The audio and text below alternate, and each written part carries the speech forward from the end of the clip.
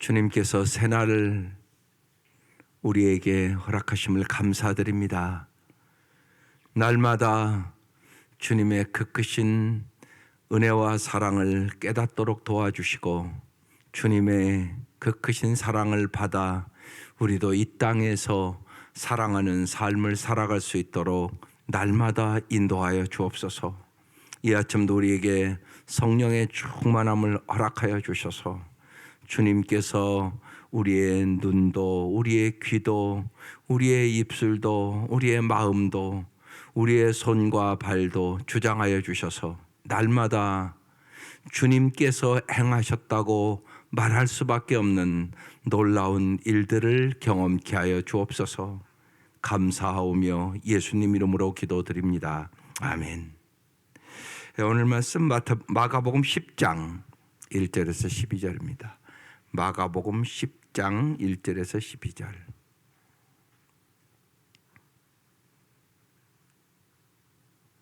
네, 합독하시고 말씀 나눌게요. 시작. 예수께서 거기서 떠나 유대 지경과 요단강 건너편으로 가시니 무리가 다시 모여들거늘 예수께서 다시 전례대로 가르치시더니 바리새인들이 예수께 나와 그를 시험하여 묻되 사람이 아내를 버리는 것이 옳으니까 대답하여 이르시되 모세가 어떻게 너희에게 명하였느냐. 이르되 모세는 이혼 증서를 써주어 버리기를 허락하였나이다. 예수께서 그들에게 이르시되 너희 마음이 완악함으로 말미암아 이 명령을 기록하였거니와 창조 때로부터 사람을 남자와 여자로 지으셨으니 이러므로 사람이 그 부모를 떠나서 그 둘이 한 몸이 될지니라. 이러한즉 이제 둘이 아니요 한 몸이니 그러므로 사람이 짝지어 주신 것을 사람이 나누지 못할지니라 하시더라. 집에서 제자들이 다시 이 일을 물으니 이르시되 누구든지 그 아내를 버리고 다른 데 장가드는 자는 본처에게 간음을 행하며 또 아내가 남편을 버리고 다른 데로 시집가면 간음을 행함이니라. 아멘. 네, 오늘 이제 가정의 결혼에 대해서 깊이 생각해야 하는 아침입니다. 우리가 이제 이 아침 기도하러 왔잖아요. 우리 기도가 하나님 보시기에 어떤 기도 돼요? 그걸 한번 여러분 물어봐야 돼요. 날마다 기도하러 오시잖아요. 근데 내 기도는 하나님 보시기에 어떤 기도인가? 여러분이 기도하는 게 중요한 게 아니라 어떤 기도를 하느냐가 중요해요. 우리의 기도는 정말 하나님이 주고 싶어 하는 것과 일치할까요? 하나님이 주고 싶어 하는 게 있잖아요. 여러분도 자녀들을 기르면서 엄마가 자녀에게 주고 싶은 것이 있잖아요. 분명히 있지요. 그러면 하나님도 여러분에게 주고 싶어 하는 게 있을 거 아니세요? 이거와 내 기도는 일치하는가? 이 생각을 하셔야죠. 그게 하나님의 뜻에 맞는 기도를 한다는 의미죠. 하나님이 원하시는 기도를 해야 되겠죠. 그게 바른 기도죠. 그렇지 않으면 이럴 수 있잖아요. 내 욕심만을 위한 기도일 수 있잖아요. 이 생각을 언제나 하셔야 돼요. 기도하시면서. 네, 정말 하나님이 주고 싶어하는 것과 나의 기도는 일치하는 것. 하나님이 받고 싶어 하시는 것과 나의 기도 일치하는가. 정말 하나님이 원하시는 기도를 하고 있는가. 그래서 성경 보는 거잖아요. 그렇지 않으면 성경 뭐하러 보세요? 하나님의 뜻대로 살기 위하여 여러분 성경 보는 거잖아요. 왜요? 내 뜻보다는 하나님의 뜻이 언제나 더 좋은 뜻이니까. 더 영원한 뜻이니까. 그래서 기도할 때마다 여러분 그 생각을 언제나 하셔야 돼요. 우리가 말할 때도 그렇지 않으세요? 아무렇거나 함부로 말하면 서로 큰 상처만 주고 살아요. 상대방을 배려하고 정말로 오늘 핵심은 사랑이에요. 사실이요. 내가 사랑으로 말하고 있는 것인가? 이 생각을 하고 말아야죠. 그렇지 않고 말을 하게 되면 반드시 서로 상처만 주고 삽니다. 오늘 말씀 이렇게 시작합니다. 예수께서 거기서 떠나 유대 지경과 요단강 건너편으로 가시니 무리가 다시 모여들거늘 예수께서 다시 전례대로 뭐 했다고요? 가르치시더니. 우리는 날마다 예수님의 가르침을 잘 받으셔야 돼요. 여러분, 말씀을 통하여 예수님이 인격적으로 만나는 거예요. 그러니까 여러분, 우리가 살아가면서 인간도 참 나는 남편과 소통이 잘 된다 이러면 이 사람은 행복해요.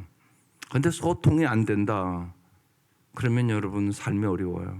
아이들과도 마찬가지예요. 여러분, 엄마와 자녀들로서 나는 아이들과 참 소통이 잘 된다 이 얘기는 뭐예요?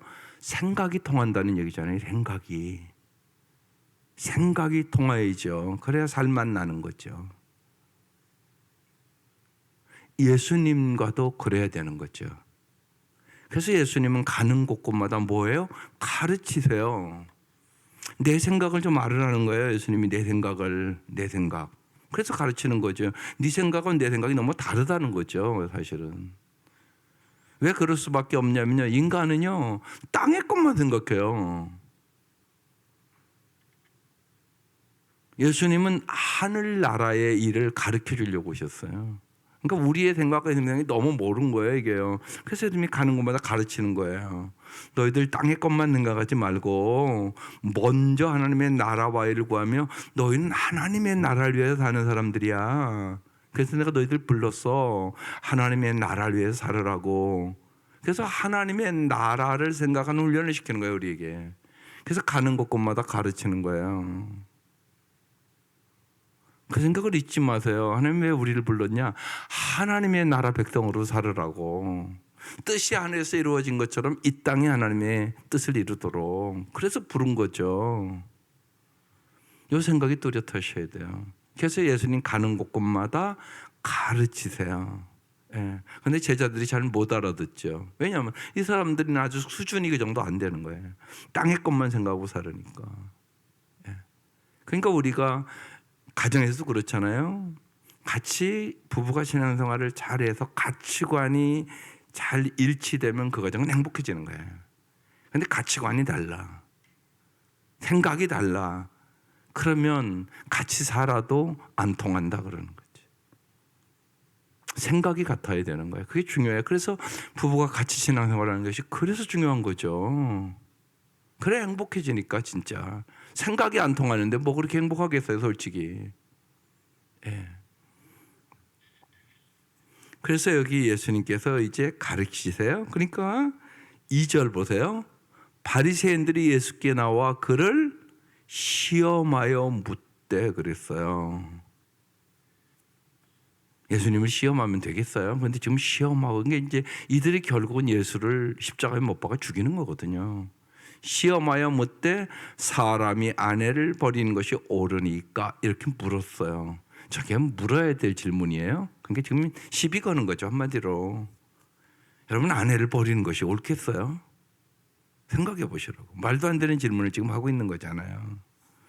그래서 우리가 질문도 두 가지가 있어요.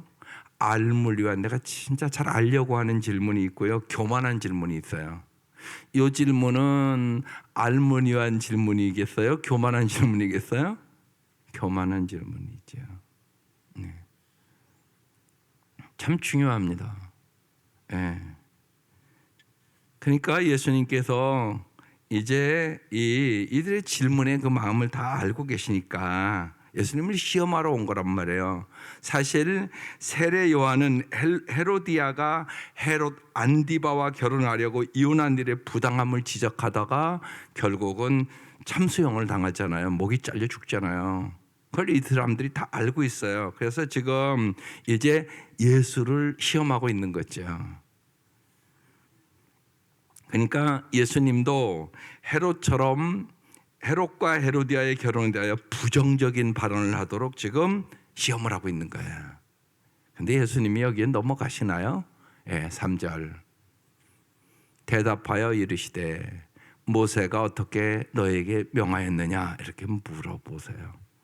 엊그제도 제가 얘기했지만 언제나 잊지 마세요. 아이들과도 그렇고요. 이렇게 자꾸 강요하는 엄마 되지 마세요. 잔소리하는 엄마 되지 마세요. 그러니까 잔소리를 안 할 수는 없을 거예요. 그런데 여러분이 이거 바꿔야 돼요. 자꾸 물어보세요. 예, 공부해라 공부해라. 엊그제 그러잖아요. 수요일날 애들 제가 설교에 물어보니까 한 애가 그러잖아요. 예, 항상 태어날 때부터 대학 갈 때까지 엄마들이 제일 많이 한 얘기가 공부하라는 얘기라고 그러니까 맞아요 그러잖아요. 그런데 여러분 잘 생각해 보세요. 공부하라고 막 그래서 공부를 잘 하던가요? 그게 아니잖아요. 그러면 바꿔야죠 생각을요. 일단은 예를 들면 여러분의 아이들이 공부를 안 하고 못하면 왜 그런지를 생각하세요. 죄송하지만 걔들 문제가 아니에요. 부모 문제예요. 부모가 어떻게 공부를 하도록 동기부여할 줄을 몰라요. 잔소리만 해요. 부모가 문제란 말이에요. 제가 보기엔.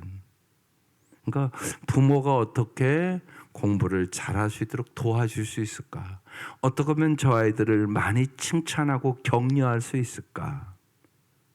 그리고 왜 공부해야 되는지를 어떻게 내가 잘 동기를 부여해서 가르쳐 줄 수 있을까? 이걸 부모가 생각해야죠.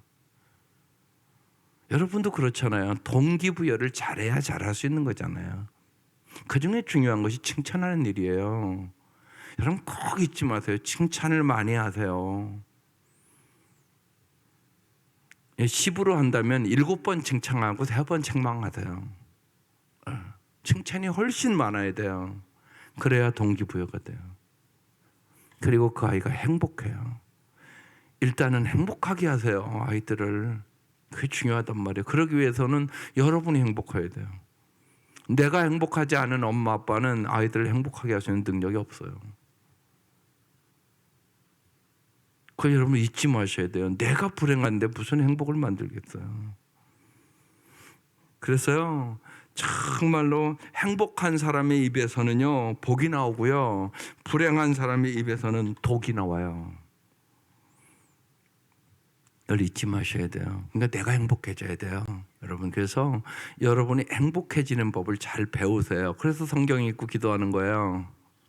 행복은 남이 주는 거 아니에요. 환경이 주는 것도 아니에요. 여러분이 만드시는 거예요.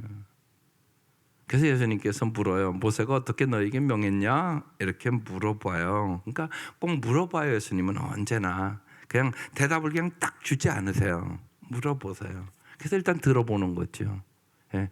여러분 아이들 교육할 때 여기 젊은 어머니들 꼭 그렇게 하세요. 그냥 물어보세요.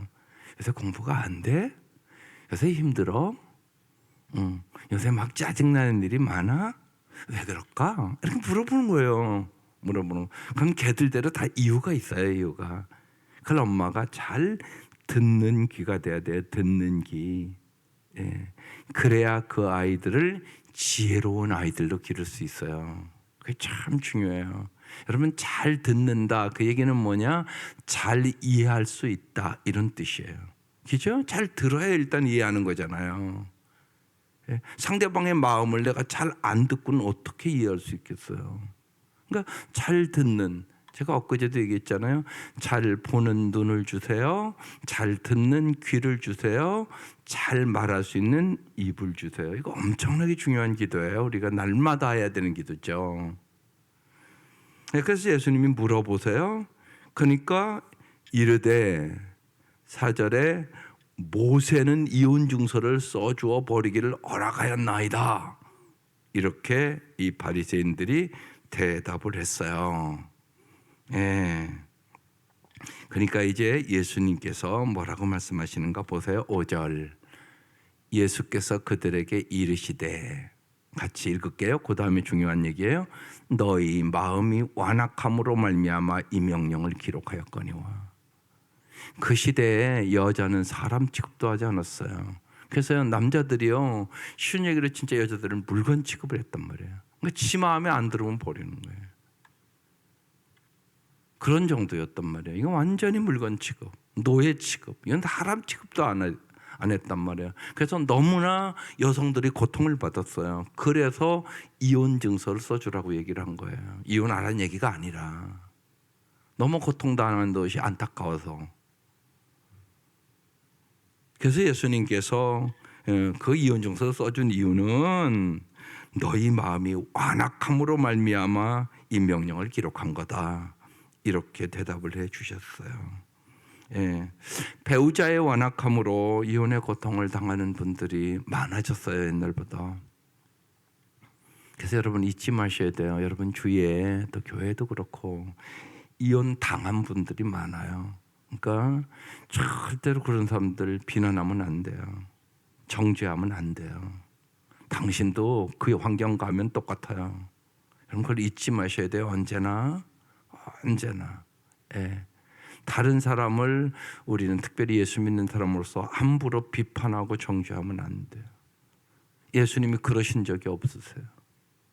현장에 가늠한 여인도 나도 너를 정죄하지 아니하노니 이렇게 말씀하시잖아요.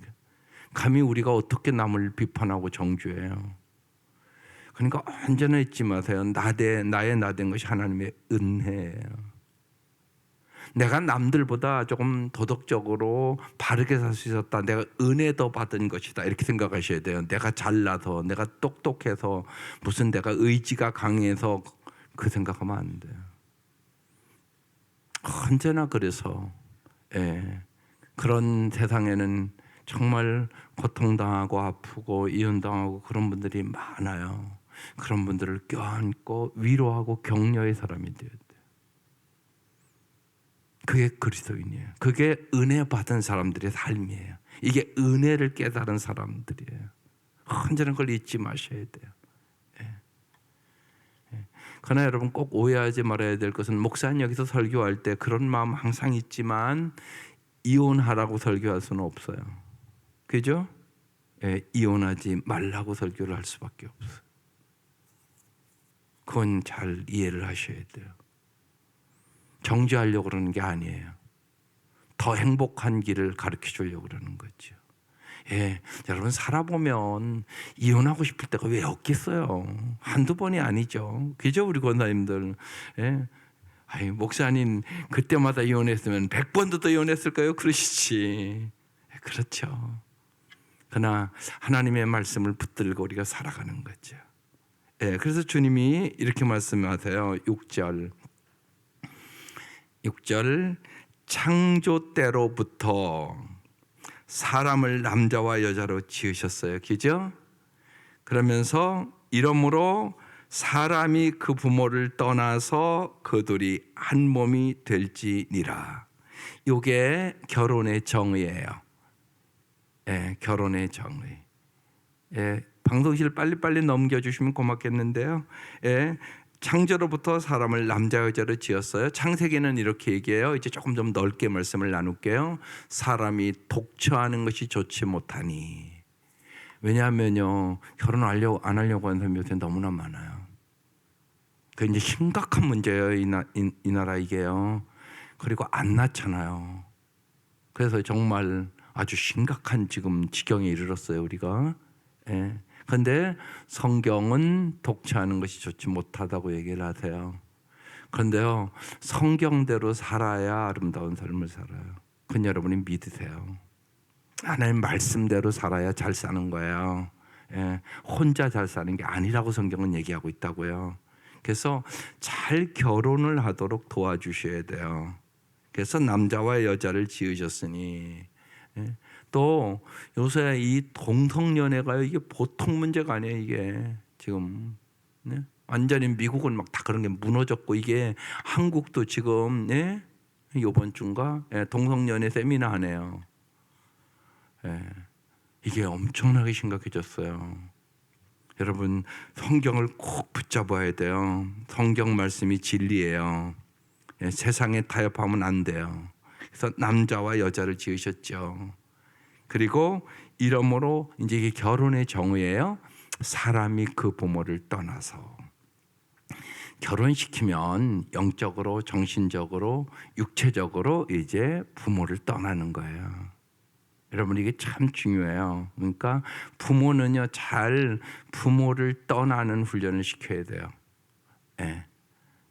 특별히 이제 그 아이들이 이제 대학교 가면 밖으로 나가고 학교 가면 이렇게 가잖아요. 그러면요 부모를 떠나는 훈련을 자꾸 시켜야 됩니다. 이게 무지하게 중요해요. 한국 부모들이 그런 면을 잘 못해요. 그러니까 쉬운 얘기로 어려운데 빚내면서 대학 가르치고 또 시집 갈 때 막 그렇게 뭐 해주고 그런 부모는요 세상에 한국 부모밖에 없어요. 그러면서 이제 노루에는 쩔쩔매요. 그럼 여러분 쉬운 얘기로요. 여러분의 자녀들이 여러분에게 몇십만 원 주는 거 쉬울까요? 어려울까요? 어려워요. 그렇게 살지 마세요. 잘 사는 거 절대 아니에요. 그렇게 하는 데는 한국 부모밖에 없다. 그러고 나중에 지그들이 쩔쩔매고 효도 안 한다고 불평하고 원망하고 그러지 마세요. 여러분 앞가림 잘하세요. 그게 성경적이지 않아요. 부모를 떠나서. 정말 대학까지만 가르쳐줘도 대단한 일 한 거예요. 미국 애들은요 부모가 대학을 가르쳐줘야 되겠다 이렇게 생각하는 아이들이 없어요. 대학교 다니다가 이제 2학년 마쳤는데 돈이 없다. 그럼 걔들은 딱 휴학기 내요. 그리고 가서 일해요. 한 1년이고 일해가지고 돈 벌어서 또 학교 가요. 그게 당연한 거예요. 근데 우리 한국 부모들은 그렇게 생각을 안 해요. 그게 잘못된 거라고요. 그러니까 독립심이 없어지는 거예요. 부모를 자꾸 의지하고 돈을 그렇게 가르쳐줬음에도 불구하고 부모가 돈 안 준다고 불평하고 그 짓을 하는 거예요. 그러니까 부모 책임이에요. 그거. 보세요. 사람이 부모를 떠나서 이 결혼정이거든요. 8절. 그 둘이 한 몸이 될지니라. 이런즉 이제는 둘이 아니요 한 몸이니. 9절. 그러므로 오늘 이것이 제목이에요. 하나님이 짝지어 주신 것을 사람이 나누지 못할지니라. 이 사고방식을 정확하게 심어야 돼요. 이게 결혼의 정의예요. 그럼 여러분 잘 한번 생각해 보세요. 하나님은요 이 결혼을 축복으로 주신 결혼이에요. 그래서 가정이 참 중요해요. 참 중요해요. 사실 하나님은 교회보다 가정을 먼저 창조했어요. 그게 성경 창세기 나오잖아요. 저기 창세기 나오는 말씀이란 말이에요. 그런데 가정이 파괴됐어요. 그래서 이제 정말 교회 공동체를 세워서 하나님의 말씀대로 살아감으로 하나님 가정을 회복하기를 원하세요. 그래서 우리가 교회 와서 말씀을 잘 배우고 그 말씀대로 잘 살면 가정이 회복돼요. 그건 여러분이 알잖아요. 그럼 여러분 여기서 하나 생각해 보세요. 오늘 무슨 찬송 불렀어요? 찬송 부를 때 언제나 그날 메시지예요. 사람들이 뭐 외친다고요? 사랑 좀 달라고. 어린아이로부터 어른들까지 사랑 달라고 외친다는 거예요. 세상 모두 사랑 없어. 이게 오늘 제목이에요. 여러분 잘 보세요. 안 그런가? 어린아이부터 어른까지 사랑 좀 달라고. 아우성이에요. 아우성. 여러분 세상에 유행가를 들어봐도 알잖아요. 다 사랑 타령이에요. 깊이 보면요. 그러면 이게 저절로 되는 게 아니에요. 사랑의 연습이 필요해요. 여러분 여기 부모들이 애들 이혼하기를 원하는 부모가 어디 있겠어요? 그죠? 애들 잘 결혼해서 잘 살기를 원하죠. 그러면 무슨 연습을 시켜야 되겠어요, 여러분? 사랑 연습을 시켜야죠. 사랑 연습을. 사랑하는 법을 연습시키고 훈련해야지 된다고요. 저절로 되는 게 아니라고요. 결혼했다고 사랑하고 사는 게 아니라고요. 여러분 잘 생각해 보세요. 운전도요. 연습해야지 잘할 수 있어요. 운전 처음 해봐야 막 벌벌 떨리고요. 앞을 보면 뒤에서 빵 하고요. 안 보여요, 잘. 근데 최소한 6개월은 열심히 연습을 해야만 그 다음에는 그냥 이렇게 저절로 되는 거예요, 이렇게요. 사랑 연습도 그렇게 해나가야 되는 거예요. 결혼하면 사랑하고 살아가는 게 아니라는 것을 오늘 여기 온 사람들은 다 알잖아요, 여러분. 근데 왜 여러분 자녀들 사랑 연습을 적극적으로 안 시키세요? 그건 부모가 아직 못 깨달았다는 얘기예요. 여러분 사랑 연습을 시켜야 돼요. 결혼이 축복이 되려면요, 보세요. 사랑은 상대방을 잘 바라보는 데서부터 시작돼요. 그래서 잘 보게 해달라고 기도해야 돼요. 지적하거나 따지지 않고요, 왜 그런 행동을 했는지 살피고 이해하는 게 우선이란 말이에요. 상대방을 이해해야 된다고요, 먼저. 그래야 사랑할 수 있는 거죠. 그렇지 않으면 어김없이 여러분 젊을 때, 여기 이제 젊으신 분들 해봤잖아요. 자꾸 지적하고 단점을 얘기하고 고치라고 그런단 말이에요. 그러면 남편이 고쳐지든가요? 잘 안 되잖아요, 해보면요. 그래서 제가 결혼 교육 시킬 때 마지막 시간에 그거 가르쳐요. 그러니까 언제나 아내가 해야 될 일 중에 하나, 남편이 해야 될 일 중에 하나, 상대방의 단점을 보지 말고 장점을 보라고. 그리고 장점은 귀에다 대고 크게 얘기하고 단점은 하나님께 얘기하는 거라고. 요 분별할 수 있는 능력만 있어도 잘 결혼 생활을 해나갈 수 있다고.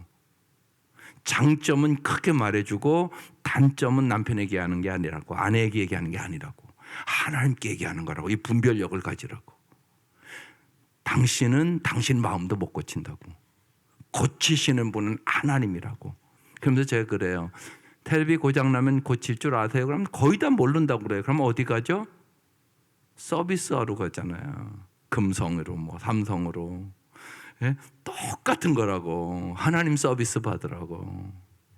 지금 마음이 고장났는데 당신이 아내와 남편의 마음을 무슨 재주로 고치냐고. 보이지도 않는데 텔레비도 못 고치는 주제.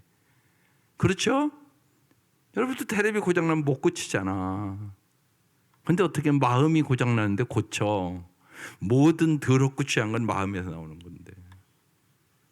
그 생각을 여러분 잘 하셔야 돼요. 그래서 그거 잘 분별하라고. 그래서 칭찬할 것과 단점과 안 되는 거 그거 하나님 앞에 나가서 기도하시라고. 그것만 잘 분별해도 행복하게 살아갈 수 있다고. 그거 가르쳐요. 중요하단 말이에요. 그게 안 중요한 게. 그거 하나를 우리가 잘 못해요.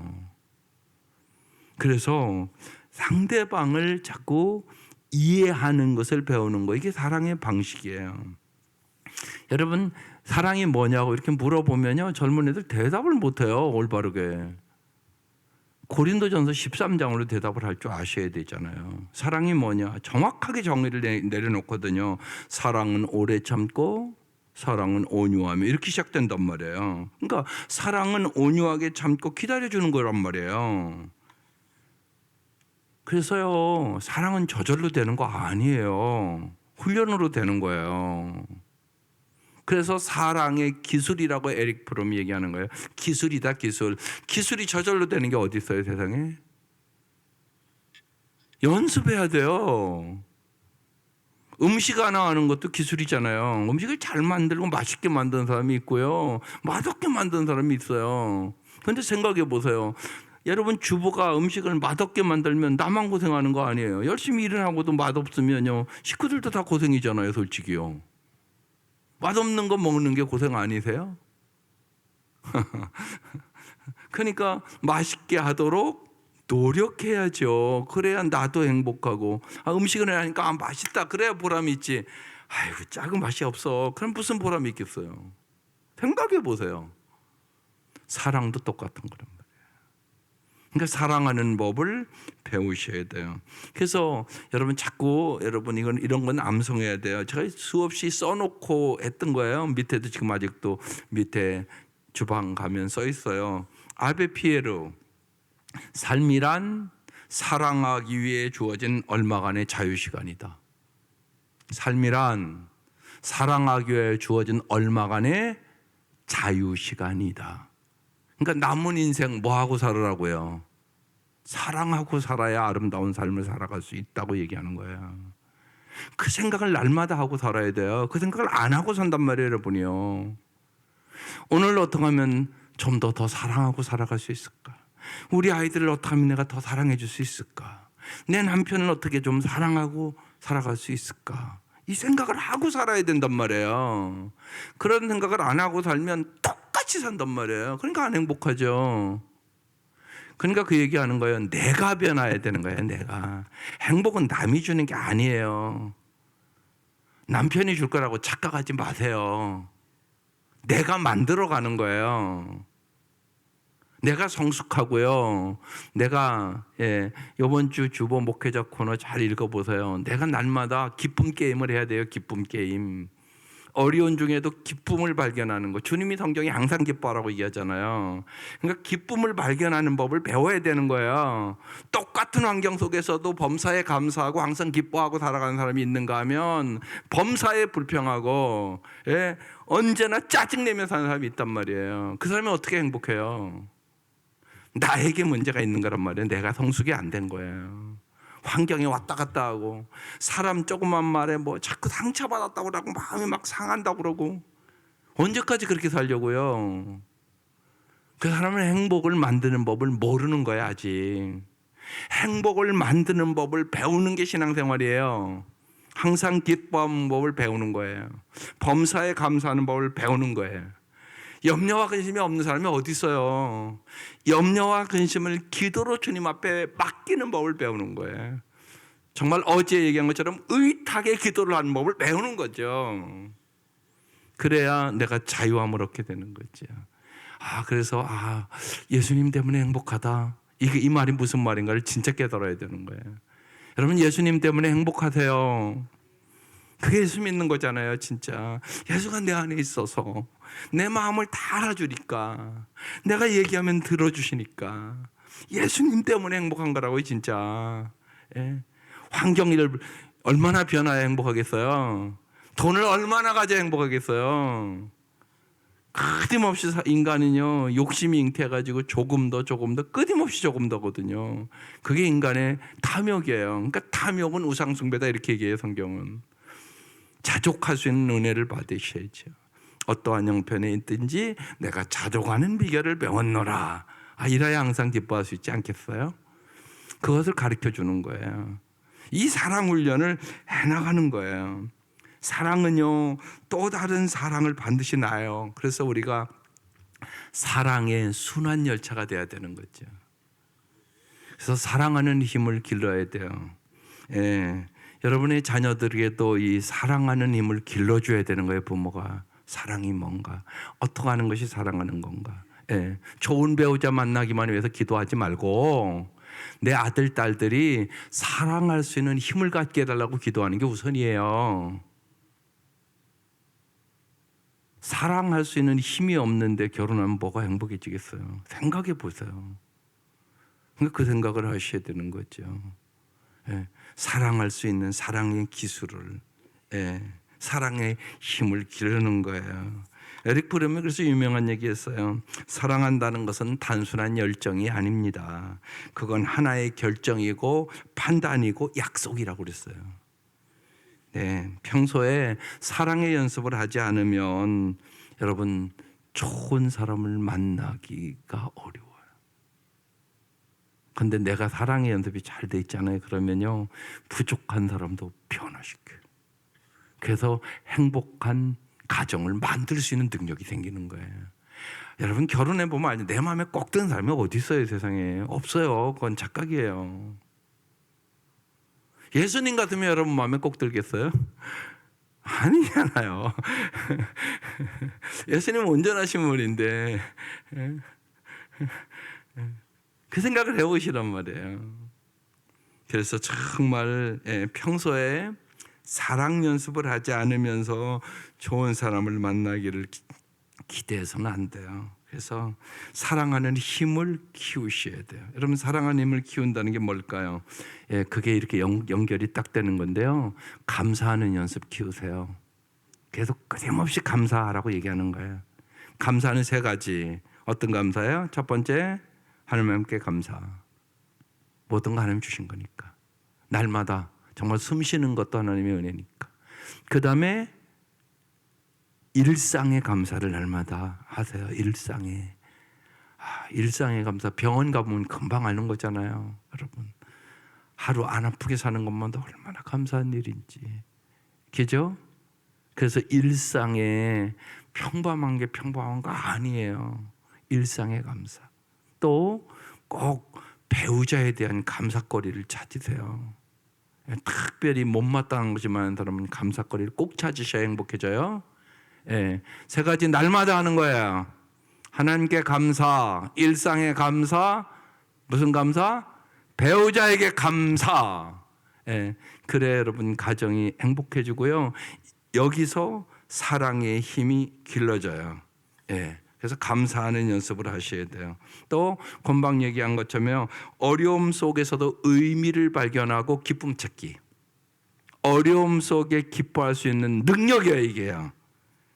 예, 반드시 길러야 돼요. 그래서 기쁨을 발견하세요. 그래서 이번 주 목회자 코너 제가 설명 안 할게요. 시간이 돼서 잘 읽어보세요. 무지하게 중요해요. 그 책을 제가 어제도 얘기했어요. 이렇게 우울증에 고통당하는 사람은 그 책을 꼭 읽어보셔야 돼요. 그래서 기쁨을 발견하는 연습을 해야 돼요. 어떠한 어려운 환경 속에서도 그 책이요, 기쁨을 발견하는 법을 가르쳐주는 책이에요. 그래 행복해요. 기뻐야 행복한 거잖아요. 우울한데 뭐가 행복하겠어요. 그래서 사랑의 훈련 중에 하나가 기쁨 발견하기예요. 기쁨을 잘 발견하는 거예요. 그리고 사랑하기 힘든 사람, 그 사람을 있는 모습 그대로 받아들이는 훈련을 해야 돼요. 있는 모습 그대로 받아들이는 거예요. 그게 참 중요해요. 왜? 우리가 찬송도 하잖아요. 내 모습 그대로 주님이 받아주셨어요. 그걸 성경은요, 로마서 5장에 내가 연약할 때, 성숙하지 않았을 때도 주님은 나를 사랑하셨대요. 심지어는 내가 죄인 되었을 때도 주님이 나를 먼저 사랑해 주셨대요. 심지어는요, 내가 주님 앞에 원수같이 행할 때도 주님은 나를 사랑해 주셨대요. 이게 사도 바울 자기 인생 고백이거든요. 예수 믿는 사람 핍박하고 막 죽이러 다녔잖아요. 그런데도 주님이 나를 사랑하셔서 나를 구원하셔서 사도로 만들어 주셨다고. 사도 바울은 언제나 그 감격이 마음속에 있었던 거예요. 나 같은 것 도저히 구원받을 수도 없는 나를 연약할 때에도, 죄인됐을 때도, 원수같이 내가 행할 때도 주님은 나를 사랑해 주셨다고. 그 사랑으로 내가 세상을 넉넉히 이긴다고 얘기하는 거예요. 그래서 날마다 여러분 사랑의 힘을 기르세요. 예, 나를 행복하게 해주는 여러분 사람은 없어요. 스스로 나 자신을 행복하게 만들 수 있는 사랑의 힘을 가진 사람이 되세요. 그러면 거기서 자유함이 있는 거예요. 그리고 진짜 내가 행복해지는 것이에요. 예수님과 함께 그렇게 살아가는 겁니다. 예수님과 함께. 예수님이 함께 하시니까. 그리고 사랑하는 여러분 자녀들 정말 너무나 이혼이 많고 너무나 이렇게 들어가 보면 아픈 가정이 너무너무 많아요. 저 어렸을 때보다 훨씬 많은 것 같아요. 실제로 들어가 보면요, 아프지 않은 가정이 없을 정도로 아파요. 그래서 어느 시대보다도 사랑이 메마른 시대예요. 그래서 여러분 자녀들이 행복하고 아름답게 살게 하려면 사랑의 힘을 길러주는 부모가 되세요. 그리고 여러분도 사랑의 힘을 길러가세요. 자꾸만. 이게 신앙생활의 최고 중요한 일이에요. 그래서 정말 삶이란 사랑하기 위하여 주어진 얼마간의 자유시간이다. 애들에게도 암송시키세요. 이게 무지하게 중요해요. 우리가 훈련시키는 것 중에 좋은 말씀들을 암송시키는 게요, 그 삶을 지배하거든요. 어렸을 때부터 자꾸 그래서 성경 암송시키고 그러는 거거든요. 그래서 정말로 사랑의 사람이 되기를 무엇보다도 날마다 기도하시기를 주의 이름으로 축원합니다. 기도드리겠습니다. 하나님 감사합니다. 이 아침도 우리들이 참으로 사랑이 메마르고 이혼율이 자꾸 늘어가고 참으로 관계가 어려워지는 이 세상 속에서 저희들이 함께 간절히 하나님의 말씀을 나눴습니다. 하나님 도와주셔서 정말 우리 믿는 사람들의 가정에 하나님의 은혜가 충만하게 하여 주시고 하나님의 사랑이 강물처럼 흘러가게 하여 주셔서 사랑의 가정이 되게 하여 주시고 사랑할 수 있는 힘을 길러 하나님 그 사랑으로 넉넉히 이길 수 있는 참으로 복된 가정들 될 수 있도록 은총을 베풀어 주옵소서. 특별히 이혼과 아픔 속에 신음하는 사람들이 너무나 많습니다. 하나님, 그분들이 교회에 나와 위로받게 하시고 용기를 얻게 하시고 정말로 예수님과 함께 새로운 삶을 살아갈 수 있도록 은혜 위에 은혜를 부어주시고 주님께서 사랑하는 귀한 가정들을 회복시켜 주옵소서. 예수님의 이름으로 기도드립니다. 아멘.